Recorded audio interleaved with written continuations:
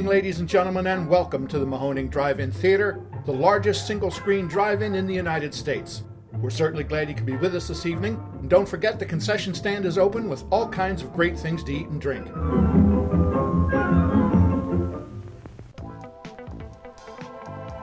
.3 Mahoning Drive-In Radio, your old friend Virgil back once again for another exciting episode of the podcast here. The only podcast that's focused on the revival of our beloved drive-in culture. And as always, I'm joined by my co-host and general manager extraordinaire, Mark. Say hello.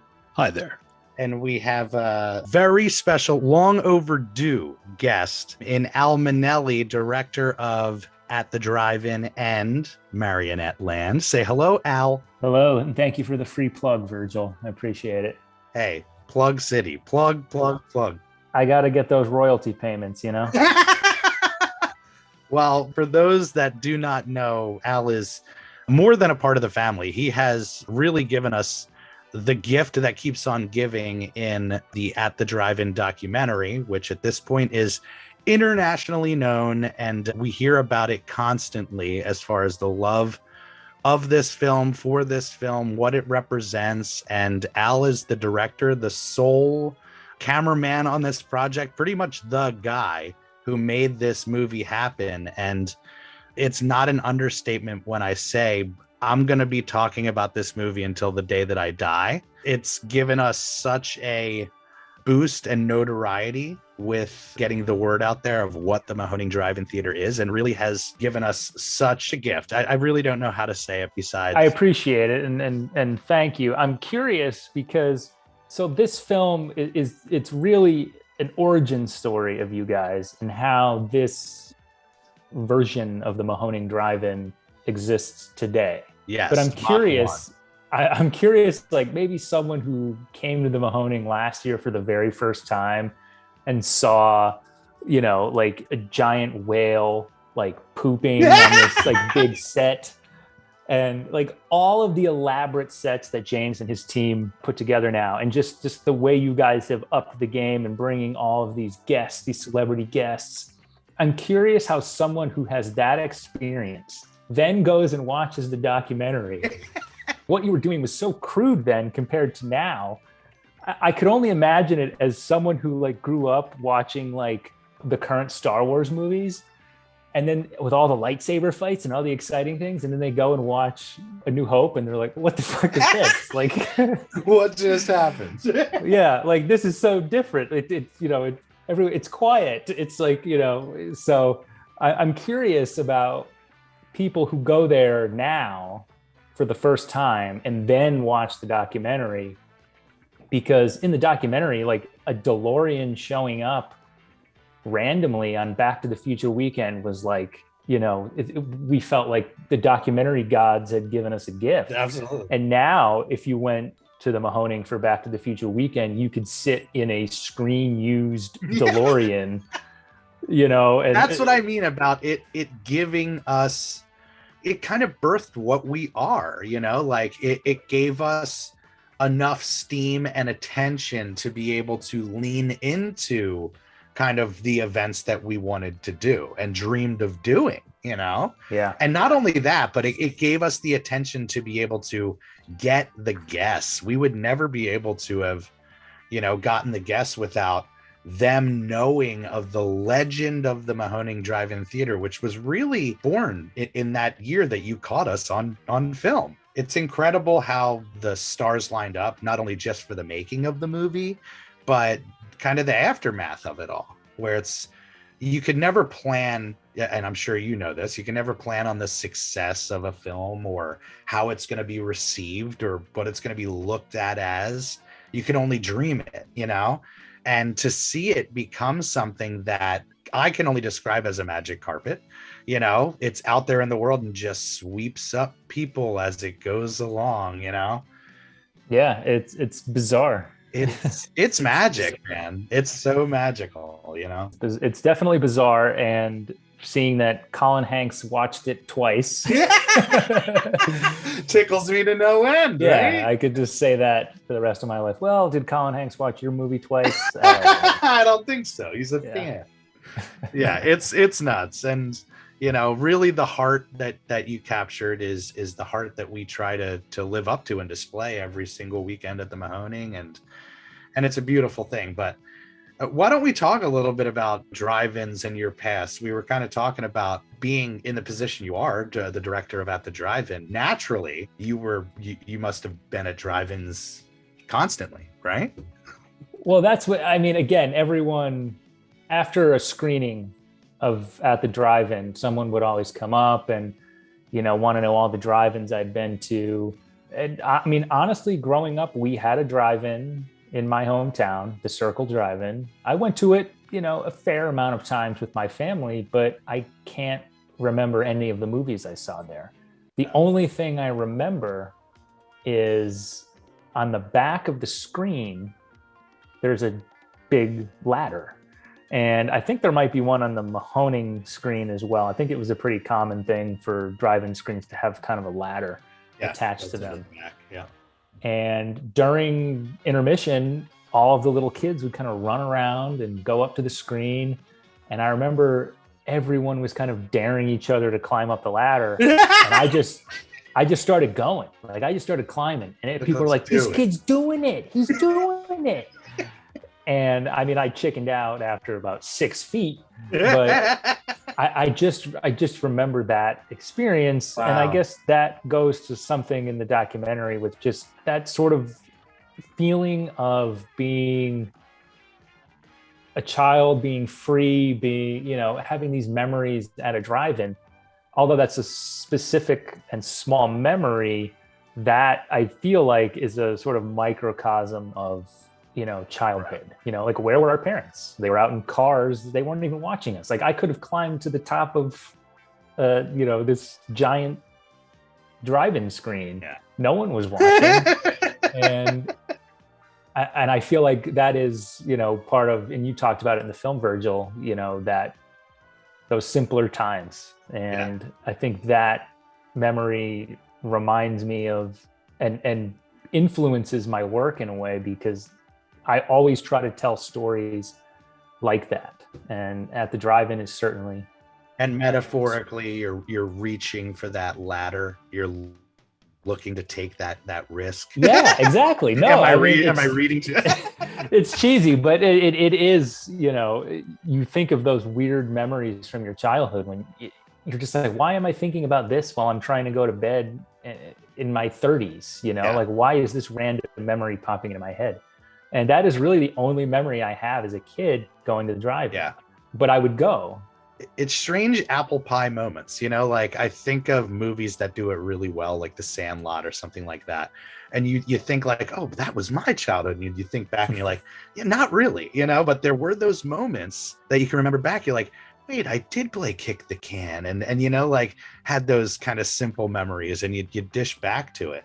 But the drive-in, if you had that experience, it's one that embeds really hard, Yeah. But your experience with drive-ins growing up, do you remember, any films that you saw at drive-ins? I mean, obviously, like you said, you have the memories of the drive-in that connect you to your childhood. The only film I remember seeing, and it's because I was a lot older, I was driving around with my now wife, then girlfriend, and we saw, I could see from the street, the Circle Drive-In, I could see the screen, and it was Pirates of the Caribbean 2, Dead Man's Chest.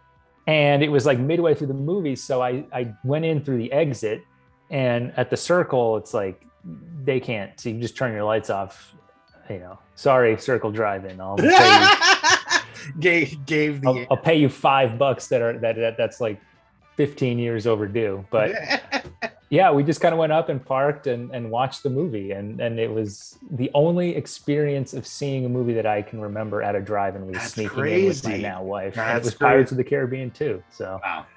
Yeah. You would think that, especially because how beautifully you were able to capture that, and make it feel like we're telling a modern day story of a certain drive-in, but it's so nostalgic and kind of dipped into what it represents and the past of it represents, you know, so you would think you would have Yeah, no, I know. story.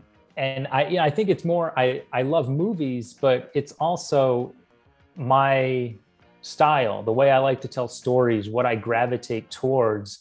You know, you mentioned Sandlot, Right. and I feel like that's such a perfect, narrative counterpart to At the Drive-In, because At the Drive-In is basically like one summer in your guys' lives. Yeah. And it was like this perfect moment of these sort of ragtag guys coming together and, pulling it off. Yeah. And like you said, you'll always be thinking about it. And I think you would feel that way even if it sucked. Like, even if it was the worst movie, I think because this captures you guys at an early stage in creating this thing. And and I've said this a million times, it's an origin story. It's like a superhero origin story. It's very much how it all started. It's not the big bells and whistles with Joe Bob coming and all that. It's the simple, quiet, two cars. Will we get two anybody? cars. Yeah. James struggling to get into his, Jason Voorhees costume. Like it's those little things.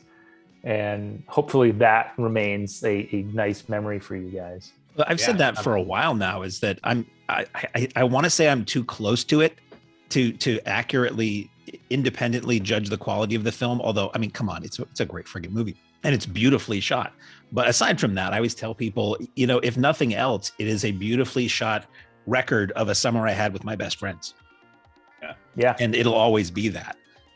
I love movies that are either one day or one summer. I like those kinds of movies. So I feel like this kind of fits in that category a little. What inspired you? We're around the same age. We very much are like-minded, have the same likes. But what inspired you to really take that leap of leaps and say, I want to make a movie, and not only that, but I'm not going to rely on anybody else. I'm going to do it solely on my back. The fact that you were the guy, you were the only guy there. There wasn't like, hey, you got the whole crew here today. It was like, if we're doing an interview, it's Al, So how and why and what gave you the belly strength to get out there and be like, I'm going to do this? Well, I turned 30 and I had a whole sort of oeuvre of short films, and I had not made a feature. And I turned 30 in November of 2015. And I said, you know what? All of my favorite directors had made a feature by the time they were 30. So I have to do something. Totally. And it started just out of that desperation of, well, if I sit here, and it was really the sort of Kevin Smith way of thinking, where just go out and do it. And if I had sat back and said, well, I got to write a script, and then I got to find money, and then I got to find a cast and a crew and all that, it would have just taken forever. And I said, what can I do where I can just jump in? And I had been making, again, these short documentaries where I shoot them, edit them, direct them, and I would kind of churn them out pretty regularly for work and for my own career. Right. And I said, well, let's see, can I do that as a feature and sustain it for 90-ish minutes? And I kind of just looked around for a subject. And again, because of that desperation of turning 30 and feeling like I was ancient and old. And your heroes were chasing you down. Yeah. I know that feeling. That's a weird feeling that it drove me into depression at times. I remember, where it's like, this person had an Oscar. This person was, out there established, it eats away at you as a creative person, that competitive nature almost, Yeah. And it really just, I was determined. And back then I felt like you had that vinegar, and it's funny because I felt a very symbiotic relationship with you guys in terms of what I was capturing. I felt like, again, we were this team of people who were just all at the same stage, even though some of us were a little older, some of us were a little younger. It just felt like we were all We had all met at the right time. All taking a risk together. Yeah, because again, and the risk you guys were, running a drive-in and trying this sort of new way of doing it. And I was making a feature film, and we were all doing that kind of together. And things kind of bled into each other in a way where, especially after the fact, like I remember, saying, hey, what about this for a double feature? Or, you guys would do a great job of like helping promote the documentary. So we really just kind of came together in a way. So I don't feel like I just made this by myself. I do feel like I had you guys as sounding boards, because even still, Mark, you wouldn't have been in the documentary if it wasn't for everyone else. I didn't know who you were. I was content with Jeff, Virgil, and Matt. And I kept getting told, well, you've got to talk to Mark. You've got to talk to Mark. And I was like, okay, well, who's this Mark guy? And I finally met you and talked to you and learned about you, that your story traveling, we all know your story. And I'm sure people ask you, and I'm so sorry. Every week. Almost every week. So are you that guy who drives down from New Hampshire? Do you still drive 6.5 hours? Yeah. So I'm very sorry. No, it's fine. No. And what was wild was, with the year or so after the film came out, people would be coming up to me and greeting me by name who I'd never met before. And immediately you flash back on, is this a regular that I don't recognize? Am I a bad person? It's like, no, they watched the documentary. When they watch the movie, they feel like they know you immediately because it's so ultra personal, it opens up the heart in such a big way. And I love that. It lends to what we do. We say every night, we are a family. You are part of this family. And when people come and kind of feel like they know you in a familial sense because they know your life, your passions, your goals, it's incredible. Like I said, it feeds what we do. I think it was because I wanted it to feel raw. I wanted it to almost feel like a home movie in a way. Yeah. But I also wanted it to look like a Terrence Malick film too at the same time. So it has that kind of dual nature going for it. The beauty and the ruggedness. I was very specific on not wanting it to feel like, so there's a ton of documentary, like the documentary boom of this last decade is insane. Yeah. And a big genre is these kind of fan documentaries. I like them, but it's not what I wanted to make. I didn't want to make, aren't all these fans of this one subculture really crazy? Look, this guy's got his whole house decorated like this. Yeah. And I didn't want to make that. I like those documentaries. I've seen probably every single like fan subculture documentary that exists, but I knew I had to do it differently for it to stand out at all. So I'm sure there's probably people who watch it and go, this isn't what I was expecting. And that's fine. But I think what it is, again, is this sort of really intimate kind of home movie where we kind of just hang out for a summer. Thinking back on it and rewatching it, it really is some of the greatest times of our life. Like thinking about how we run the theater now, how big of an operation it is, what we take on a regular basis. And to look back on that time when it was truly go for the gusto and take the risks, and as much pressure as there was to keep the business afloat, it was such a pleasure, and you capturing that again, it's an amazing thing. But let's talk about where we've gotten with the Mahoning Drive-In Theater and what you see us kind of becoming. The events that we put on have become much bigger than, the time that you caught. Yeah, I'm trying to think what the biggest event I caught was. I'm guessing it was Zombie Fest or Camp Blood. I feel like those were, back then, your two big events of the year. Now, every other weekend is a Camp Blood or a Zombie Fest type deal. Yeah. And I do follow along. I see all the photos and it's exciting. I think of everything I've seen, of Joe Bob coming, a Bruce Campbell, like all these amazing things. Troma's having their big events there. Yeah. My favorite thing, and what just warms my heart more than anything to see, is Robert is the assistant projectionist. Like, Yes. can I like what? I would never ever would have seen that coming. And but it makes total sense, right? It feels inevitable now to think about that, because he was always diligent.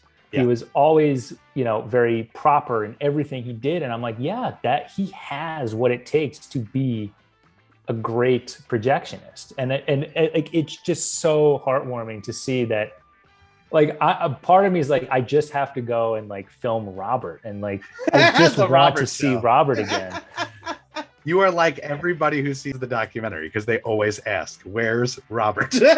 And it's like going to the projection booth. He's insane. Running the movie. It's so amazing. He's become such an essential piece to what we do, a savior, truly, to what we do. And you couldn't script how any of the Mahoning's legend has played out, but that is storybook. That you captured a guy that was so passionate about what we do and his fandom and represents fandom and blah blah blah, and now he's the guy who's on the mic and is representing the theater on a nightly basis and presenting and holding that in such a high regard. It's, again, you couldn't script it, but it was so destined and meant to be. It's crazy, right? He's also very fun on Twitter, and I'm so glad he got that bulb he needed for the projector, because I read so many texts or so many tweets about that bulb. Yeah, so my poor guy, he went through such a heartache. But that's the thing. He holds it to a very high standard. Yeah. He's not the guy who is going to let anything slide or do anything half-assed, and he looks at what he does as truly a gift, as we all do, and in a crazy way. There's no better person to be rocking with us, right along with us. Yeah, I loved the podcast episode with him. And I think anyone who is thinking about going to the Mahoning, I mean, if you just hear how serious he takes it and how much effort and time he puts into running the films and running them properly, making sure everything is right. Yep. And perfect, so it's the best possible viewing experience. I mean, that alone should make you want to go, and then you can go in and talk to him and ask him questions. And Jeff, same way. I mean, even in the documentary, you see Jeff kind of mentioning those really small details about loops and the audio. Again, I don't know if the average person who goes to the movies realizes what it takes to put on a movie, and even thinks, well, the person running this movie, they must be very attention to detail. They probably don't even think about it. You don't. And that's the beauty, is the idea of, I get a front row seat being on the mic or wherever, to magicians. Like when we were kids, you don't think about that at all. It's just, hey, we're going to the movies, it's gonna be there. But the idea of somebody working the film and somebody being the guy that's there, there's no place like the Mahoning that kind of has a projectionist looked at in such a high regard. It's an art form that, like we said in the documentary, it's lost and saved right here on our property. And it's a beautiful thing when people come in and all they want to do is watch. I'm a fly on the wall. I promise I won't get in anybody's way. Can I please just watch? It's glorious. And Robert found his calling for sure. I'm very happy. Yeah, it's exciting. But as far as the double features that we do, things like that, you gifted us and really motivated us when you were making the documentary to go after some of the double features we did, namely Kevin Smith Fest. If you could program a night, a weekend, whatever at the Mahoning, what's your ideal double, which we like to ask every guest that we have on? So I have a couple of things, and these are things that in the past I've probably obnoxiously mentioned several times. I feel like one that I really liked that I pitched to you guys once was Party Like It's 1999 weekend. Yes. Which this was back in 2019, so it would have been like 20 years later, and it had like a New Year's kind of theme, because I feel like 1999 was such a crucial and good year for movies. Yeah. You know, like there's Fight Club, there's, you know, The Matrix, Sixth Sense, you know, all this stuff. So I always felt like a party like it's 1999 weekend. The 99 theme, I mean, definitely. I mean, we talk about trying to connect the dots with those anniversary screenings. A lot of times it happens by accident, where it's like, oh crap, you know, we didn't realize it was the 70th anniversary of, you know, whatever, you know. Well, that happened last season. We ran Halloween 2 on the exact night of its 40th anniversary, and we didn't know until a few days beforehand. What a stroke of booking genius. Why, thank you. I would love to see somehow a Twilight Zone weekend. I'm a huge Twilight Zone fan, and I would love to see 35 millimeter prints of those that have been shown in theater. They do exist. Well, I know it was shot on film, the original series. You wouldn't know that if you watched the Sci-Fi channel and their marathons where they have it all smoothed out to look like video. It's just nauseating. Thank God I own them already. That works for exactly 2 episodes of that show, and you know which 2 they are. Yeah. And then, and if you do a Twilight Zone weekend, I would love either if it's Jeff or if it's Robert to do like the pre-show announcements as Rod Serling. You know, yes. I mean, there's just so much theming gold that you could do with a Twilight Zone weekend. That would perfect cross with our fandom, without a doubt. And then I've pitched this a million times, but my M. Night Shyamalan weekend. I am a M. Night Shyamalan apologist. I know a lot of people like to rag on him, but I feel like he is a god to you. He really is an inspiration. Yes, because I hit him at the right. I mean, everyone has that. You know, I think every director has that director that hits them at the right time. And for Tarantino, he always would talk about Brian De Palma and, you know, when he was coming of age, and De Palma was like his inspiration at first. Yeah. For me, it was M. Night Shyamalan. When I was in 9th grade and sort of starting to think, I kind of want to make movies and do this and that, it was seeing Unbreakable where I was like, okay, yep, that's what I want to do. I love this movie. And, you know, I was 14 years old when I saw Unbreakable. Yeah. So a Shyamalan weekend would be amazing. I don't know if you do it, his early movies on the first night and then his later movies on the second night, but some kind of...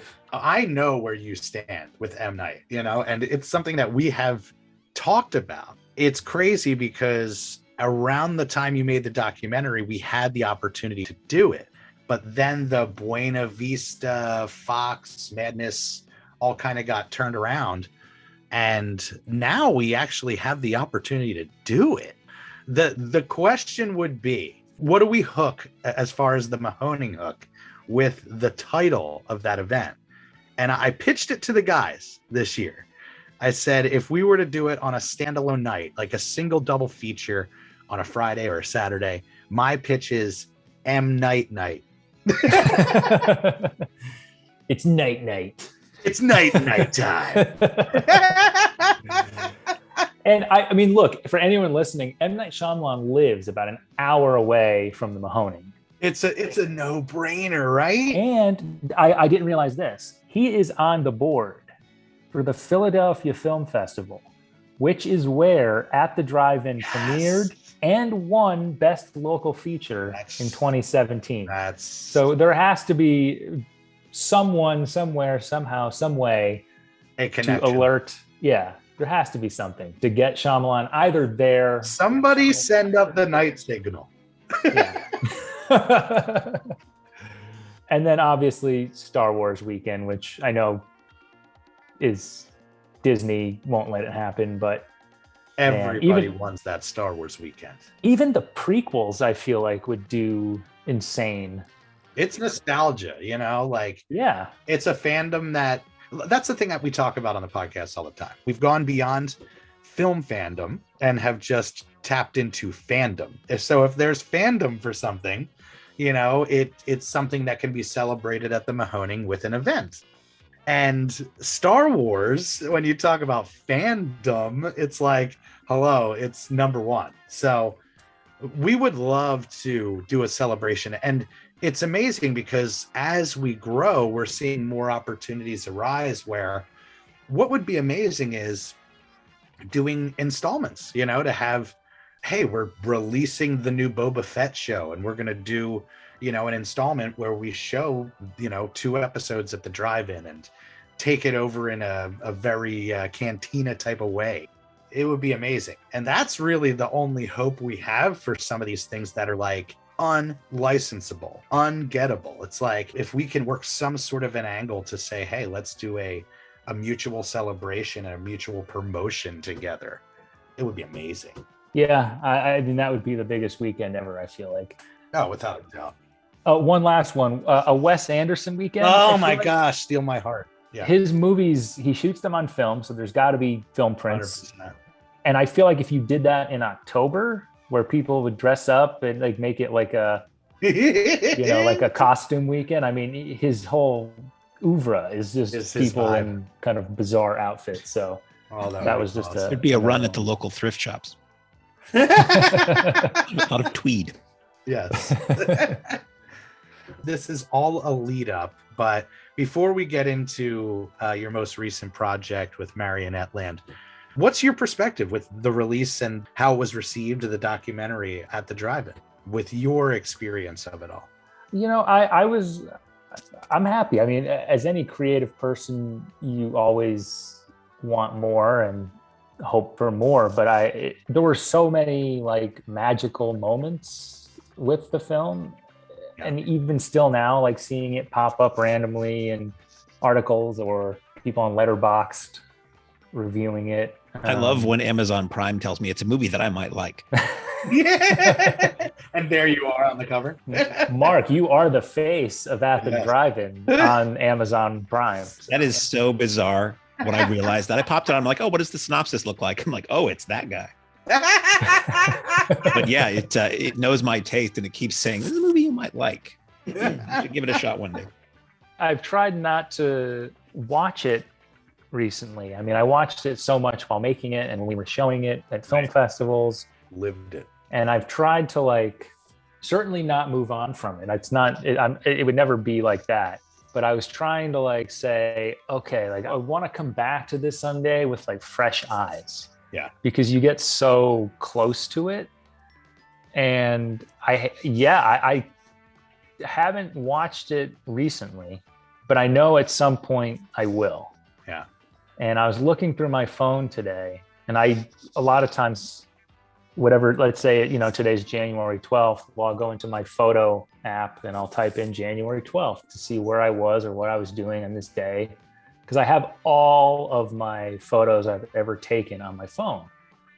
And I kind of put in January 12th this morning, and lo and behold, 3 years ago today, we were recording the audio commentary tracks for the documentary, for the DVD. Crazy.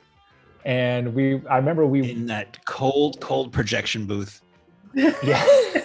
Well, it'll be warm, we promise. but like it was such a fun time. Like that was the one day where everyone could pretty much make it.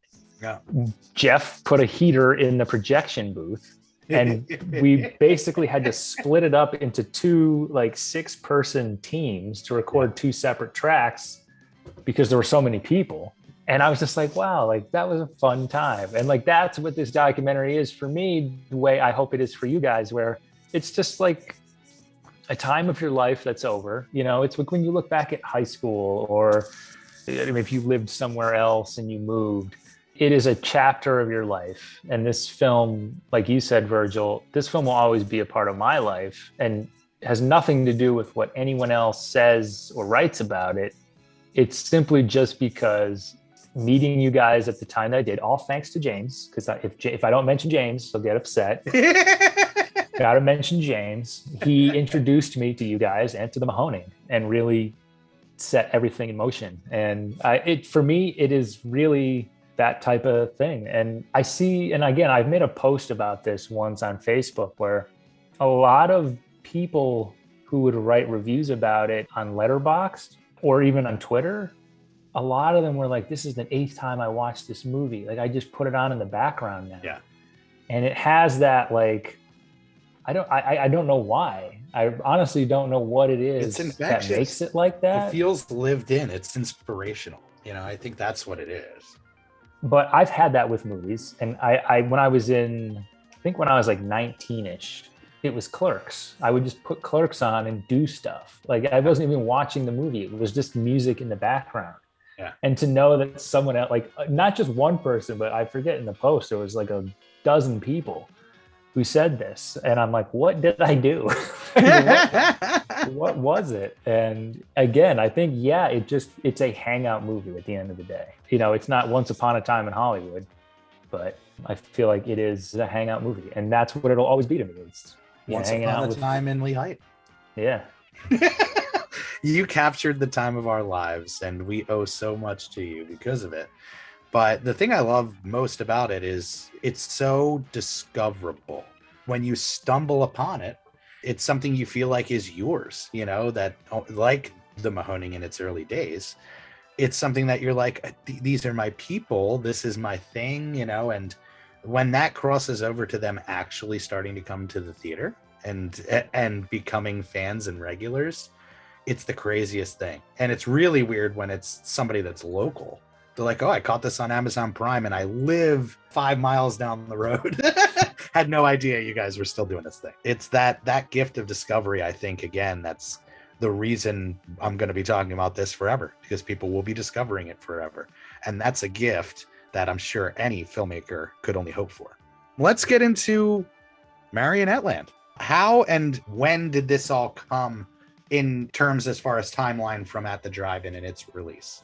So I started shooting Marionette Land in 2019, summer. And At the Drive-In had just come out on Amazon and everything in April. So not too much longer. Crazy, yeah. Jumped right in. Yeah, and you guys know Amanda, my wife. Mm-hmm. She was pregnant, and Yes. I didn't want to. I felt like, so the first time I felt this rush of like, all right, I'm 30. I have to make my first feature film. This time it was kind of like, I'm about to be a dad. And it was like a race against the clock. I wanted to get one more in before becoming dad, because I wanted to be a dad. And we tried for so long. My wife and I actually did IVF, and IVF, for anyone not listening, is basically, a long, expensive, laborious, sad, demoralizing process that may or may not lead to a child. Yeah. So you take medication. And Virgil, you actually helped me out, because I want to give you a shout out for this. And my wife and I are very open about talking about this, but Which I love. we went to the 2019 season opener in April, and we were in the middle of doing IVF.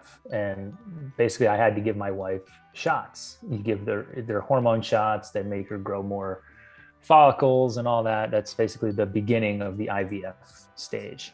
Right. And you basically let us use a sort of private area to do this, because we couldn't do it in my car. We obviously couldn't do it outside. So you helped us out, and I appreciate that. Oh my goodness. You aided in the birth of my daughter. So thank you, Virgil.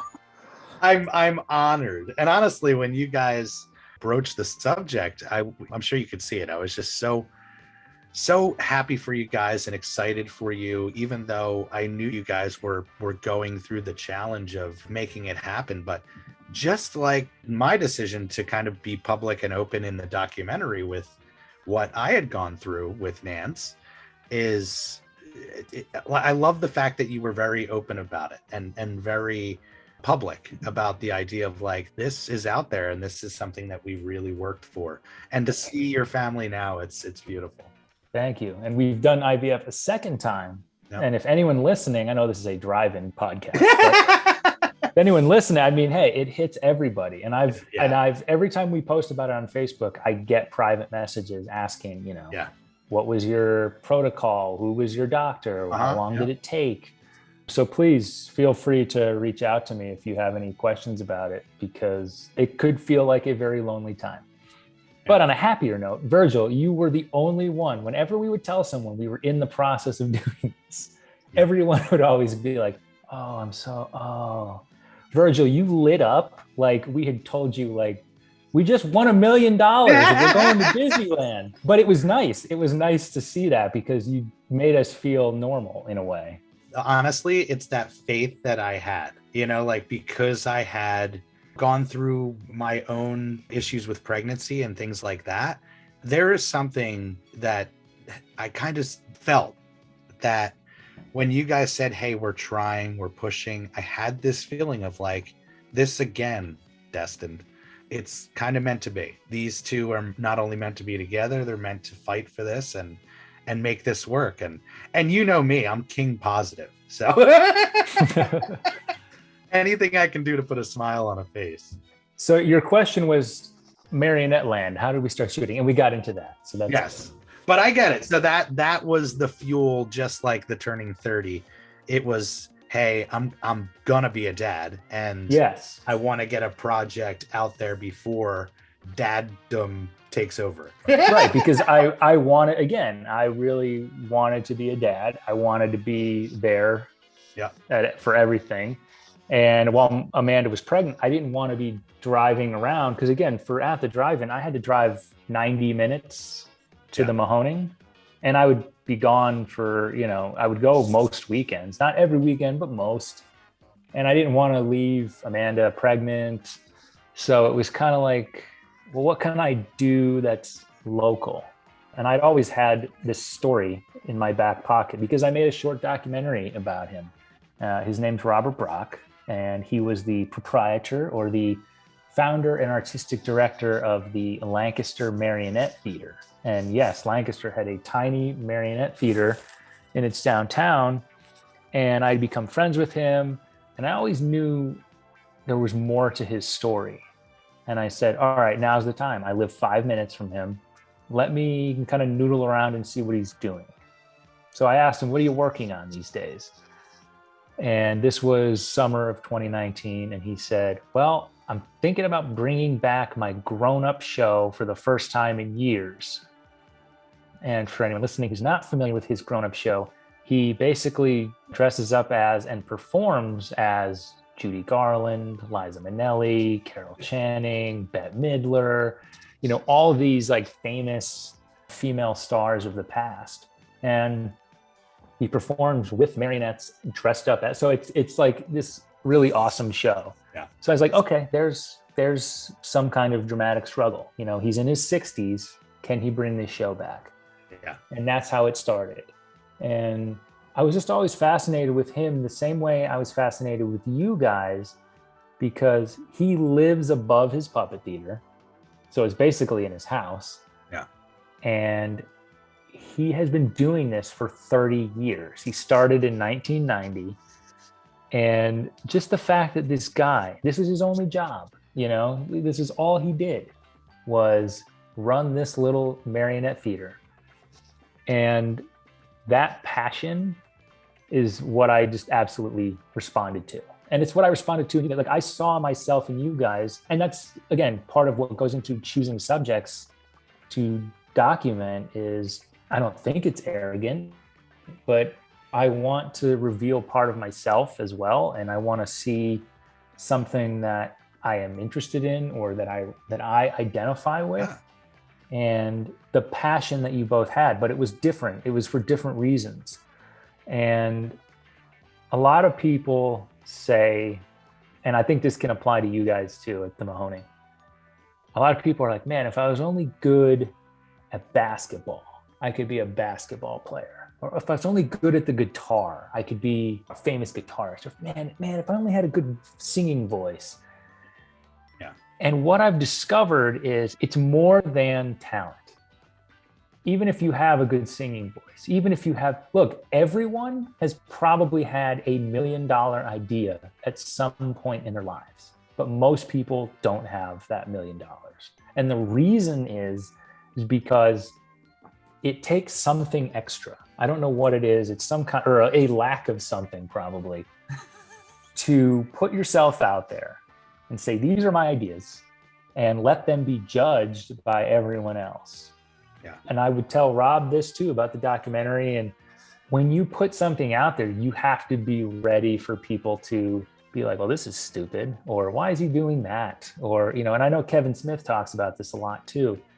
And it's that turning off that filter or that worry that you make something and you post it or you put it out there, that the next time you see someone, they're going to remember that. And they're going to be like, well, that's the guy who's trying to be a singer, or that's the girl who's trying to start a bakery business or something. Mm-hmm. And I think what I loved about you guys and about Robert Brock is you realized it wasn't just the idea. It's that presentation. It's the taking of the first step. It's the showing up. It's the doing it. Right. Because if you just start doing it, even if your idea sucks or you don't know what you're doing or you're bad at guitar, eventually the snowball will grow. Yeah. And you just have to start it. And so many people don't start it because they're just afraid to. Or they're like, well, I can't do that. And I think what this documentary has taught me and what I learned from you guys and what I love about you guys is that you can. You just have to start it and something will happen and work out somehow. And you're a model of that as well, as somebody who jumped feet first into a project that now is forever a calling card on both fronts, you know? Yeah. That's a beautiful thing. Now, as far as your connection with Robert, did you know him before approaching him about the idea of the documentary, or? I did. So I met him in 2014 and we did a short documentary called Man with Puppet. That was just like a 9-minute thing we put on YouTube, just kind of for fun. And that was what made me think there's more to this guy. I didn't go really very deep into him living with his mom above the theater. Yeah.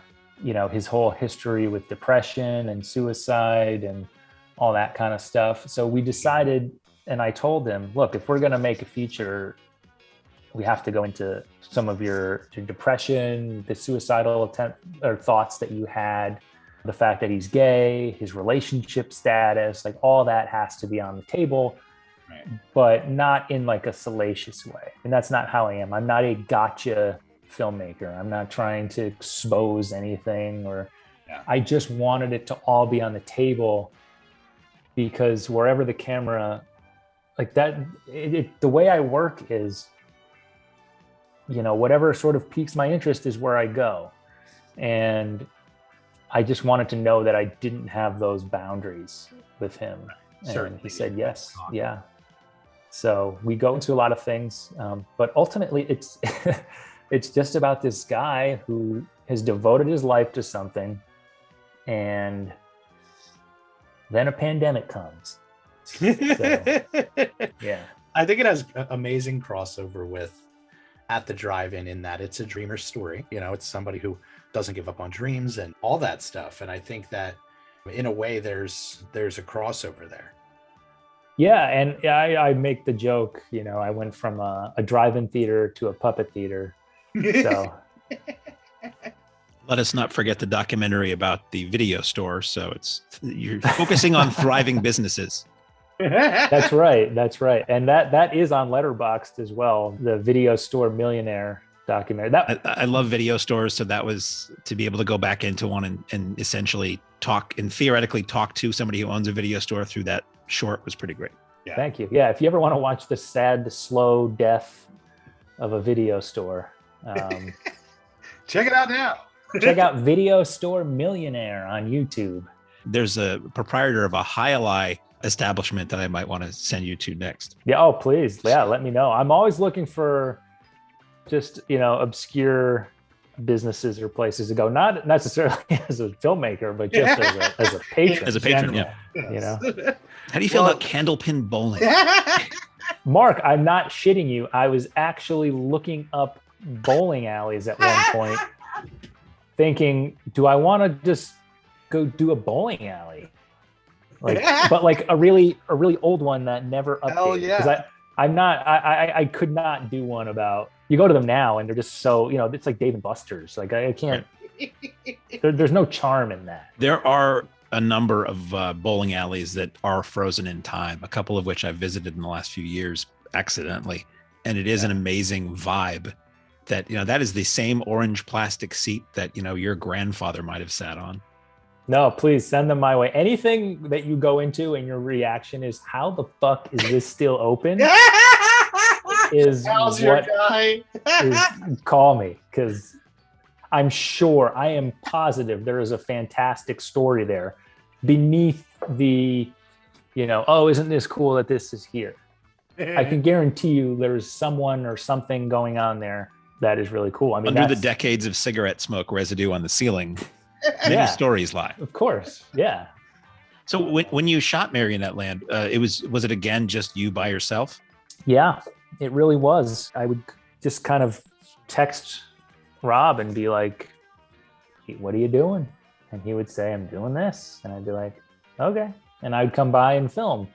And we did that for a couple weeks, and then stuff started to emerge, a theme, a trend, story, so to speak. And then I started saying, okay, well, now I want to get this, and this, and this. So, and again, that's what happened with you guys. It was just, let's just start and see where it goes. And then I can start kind of saying, well, I want this. Now I need this.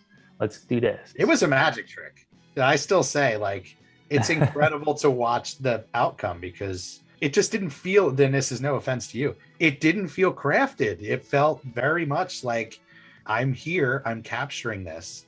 And it did lead to that. It led to, hey, this is what I want to talk about. This is what I want to do. More in those personal, private interviews, I think that's a big benefit of me doing it by myself. And I'm not preaching that as the method of making documentaries. Will I ever make a documentary with like a team of people? Of course. But I think one benefit is it never felt like high stakes. It never felt nerve-wracking. No one ever felt nervous to talk to me. And I think it's just because it was just me and a camera. Yeah. And that's how I approached with Rob. I mean, with Rob, it's probably even more homemade feeling because we really didn't leave his house. I mean, a few times we did, but I would say 80% of the film is in his house. Yeah. And it's just me and him a lot of the time. The people come in and out every now and then, but you really will get to spend time with Rob and see his experience and watch this sort of unique art form of marionettes and his life story and their parallels, and then what ultimately happens. It's one of those things, like, it's like knocking on somebody's door and spending that time with them, and then kind of sweeping away and taking what you want from it. That's the beauty of hangout movies, I guess, in general, is it's something you can touch on, you know what I mean, get your inspiration from and roll from and go back to as many times as you want. That's why we talked about that a lot when we first met, about that being kind of the drive in things that we love, is like the hangout movie approach. It's very, I love it. Yeah, you feel more like you can put it on at any moment and it's fine. Yeah. Especially, I think At the Drive-In is very vignette-y. Yeah. So I think you can literally put it on anywhere, and then a smaller story will begin at some point and then ultimately wrap up the larger story. Well, you brought up the pandemic and the idea of the pandemic hitting during the making of the movie, but what was it like trying to release a movie during the pandemic? Oh man, I'm sure that must have been a challenge. It was a challenge, and it was more sad because we were lucky to be accepted to the Philadelphia Film Festival, just like At the Drive-In. This was our big premiere, and it was virtual. I mean, we made the best of it, and they were able to tell us how many people were watching, and it was over 100 who was watching our premiere, and we had a ton of people in the Q&A. I mean, it was fine. It was great. And the Philadelphia Film Festival certainly did the best they could and went above and beyond. Yeah. But it was nothing like those screenings. It was so much fun to go to those screenings for At the Drive-In. Because, I mean, I'd say, like, most of them, 80% of them were extremely well attended. Yeah. So it was always a great time talking with the audience and hearing their reactions during the movie. But with this, I really rarely got that experience. We only had a few in-person screenings, and it was not until almost mid 2021. So Yeah. it was hard, and film festivals were changing, and I felt like it was harder to get the word out. Certainly winning Best Documentary at the Omaha Film Festival helped us, but it was harder. Now that everything was digital, it just felt like there were 10 million more movies. Yeah. I felt like the step of putting your movie on DCP properly and sending it to a festival, and I felt like all that, it was almost like a gatekeeper in a way. And now there were just so many movies, and even if your movie was selected, there were more. Every film festival was like, we're selecting more movies, and it was just you're trying to stand out. And I remember one film festival in particular, they accepted like 200 and some films. It's like, why? So yeah, it was very hard, and it was very sad that my original idea was I wanted to rent out the Fulton Opera House in Lancaster City, which is where Rob performed as an actor back in the day, and have sort of a 1930s golden age Hollywood premiere, red carpet and stuff like that. Yeah. But was not able to happen. But we are very happy that people will get to see the movie now the way they got to see At the Drive-In. I feel like At the Drive-In, the benefit of those film festivals was word of mouth. It got us extra, because we were able to engage with people after the screening. More people would like the Facebook page or seek us out online. Virtually, it's harder. And so we don't have that sort of big built-in audience right now that we did with you guys. So we're hoping that when this comes out on Amazon Prime and iTunes on January 18th, that people will now be able to easily discover it and tweet about it and talk about it. It's not behind some paywall at a film festival. So yeah. Well, that's the beauty. It's a discovery piece, and hopefully we'll have that same effect that At the Drive-In had with people. Now we're coming up on a crucial date. Your release date's coming up. Am I correct? Yes, January. So there's 2 release dates now. Thank you, supply chain issues. Our DVD was scheduled to come out the same day as digital on January 18th. So January 18th, you can see the film on iTunes, Amazon Prime, a whole bunch of other sites, just like At the Drive-In. But the supplies to basically create the DVDs, they've been delayed, the company that produces them for our distributor. And so they've pushed it back a couple weeks to February 8th. So you can still pre-order a DVD on Amazon or 100 other websites, but it won't come until February 8th right now. So I know you're a huge fan of physical media, just like we are. Commentary, any special feature? Yes. So when we were shopping the film around, I had a producer rep that was kind of shopping the film around for me to a bunch of distributors, and no one would ever want to do a physical, like the idea of putting out a DVD of your movie is just like the dumbest thing in the world to all of these distributors and to producers reps. Right. They're just like, why? People don't even have DVD players anymore. And I decided to go with MVD, who released At the Drive-In, solely because they would put out a physical copy that I could have a hand in producing. It wouldn't just be some made-to-order disc, which a lot of companies do, where if you buy it on Amazon, they just go and print the movie on a disc. Like, what? Here you go. And I decided, I'm going to just go with MVD again. I loved what they did for the At the Drive-In release. And geez, I don't even remember what the original question was. Just extra features. Yes. Oh, yes. So we have a DVD coming out February 8th, but you can still pre-order it now on Amazon. It'll have a commentary track with me and Robert Brock.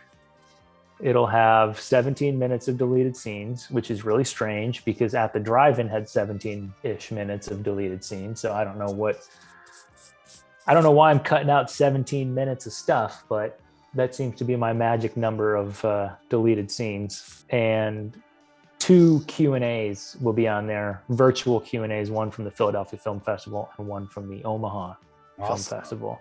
So you'll get to watch the movie and learn more about it. Plus, you'll get to have a cool DVD. I mean, I don't know. I couldn't imagine making a movie and not having a physical copy of it, you know? So please get the DVD and also rent it, watch it. It'll be on most of the same places that at the drive-in is, a few different ones as well.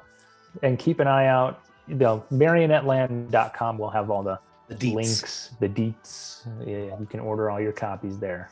Well, now that you have it under your belt and it is coming out as a release, like you said, the experience of touring this film was probably the greatest time of my life, and I'm sure Mark can attest. But the idea of us playing it at the drive-in, and when we had the screening at the drive-in, it was so beautiful and so meta. But now maybe we'll have to look at bringing it back with a double feature with Marionette Land. I would love to bring it back, especially because when we showed it, it rained that weekend. That's right. And the turnout was good, but not as good as it probably would have been had it been sunny and 80 degrees or whatever. We'll look into it. Maybe a nice little anniversary screening or something like that. Yeah. Well, the 5 year, I don't know what to use as the anniversary. So yeah. I'm curious what you guys think. We shot it in the 2016 season. It premiered in October of 2017 at film festivals. Yeah. And physically released. It was released in April of 2019. Yeah. So I don't know what the anniversary is. It's a hard one. The anniversary year is whatever year is most convenient for when we want to show. Right. So this year is the 5-year anniversary of the release, of the premiere, I guess, at film festivals. So. Well, anything else you want to let the people know as far as means to find and support not just Marionette Land, but the great Al Monelli? I'm on Instagram at Monelli Films. You're great with the, I take it it's you. You're great with the At the Drive-In documentary social pages. Thank you. Yeah, that is me. I haven't been as posty lately. I should start doing more posts again. I try to... A lot of loves, a lot of likes. Yeah, I try to keep it fun, and I don't know, like a part of me is like, I don't want to just post your posts, you know, but sometimes like when when Gene passed away. Yeah, well, that's a direct connect. Yeah, I felt like we had to. And what a gift, by the way. We spoke to Gene's family, and that wasn't lost on them. The idea that a light was shined on him later in life because of the documentary. It's pretty. Oh, good. I never met his family. I'm thrilled to hear that. I was always wondering if he had children or nephews or. They were incredibly touched by our post and having this whole kind of subculture showing love for somebody that they loved so much. It's such a strange thing, you know what I mean? Like, yeah, probably for a lot of them are like, wow, I had no idea, and he's getting showered with love. It's a great thing. And that's what I love about, documentaries just in general. It's a great capture of people at a certain time. And for that to kind of live on forever means Gene and his contribution to the Mahoning will live on forever. So it's a beautiful thing. Well, Al, we could talk to you forever, bro. I mean, literally. Yeah, I wish you guys were recording our sort of pre-talk. Yeah. I felt like we just jumped into it like it was 2016 again. That's the gold. Well, maybe we'll have to. We've been talking about segments, things like that for the podcast. So any way that we can get creative together is always it's always a beautiful thing. Do you want to promote or mention the Lancaster Documentaries YouTube channel? Because I love it.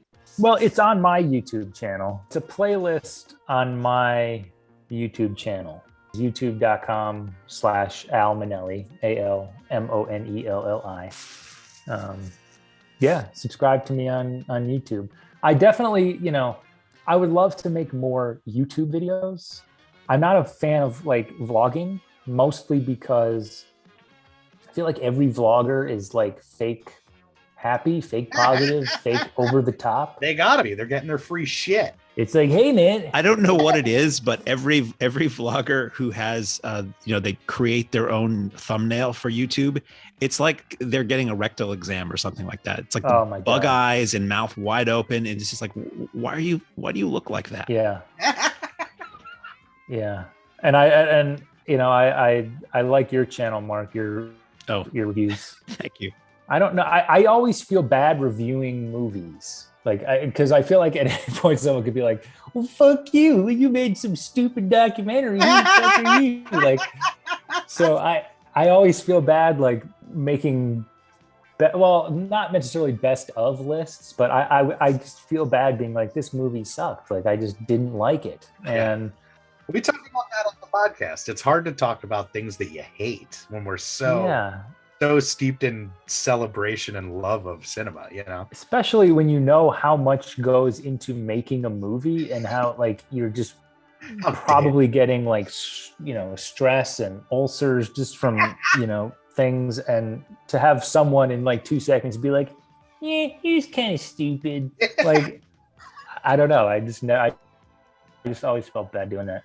I'm highly aware of that. I try not to be rude or cruel and really just put it at, this is my reaction to a thing. Yours may be different. And moreover, if it's a physical media release, it's more about, here's what you're getting for your $20 or whatever. But Mark, I consider you more of a film historian / expert. Like I don't want Roger Ebert to feel inhibited in his reviews the same way I don't want you to. I just feel like as someone who made 2 documentaries and makes shorts, I don't want to sound like I'm putting myself above. Like who am I to say, well, the Martin Scorsese movie wasn't good?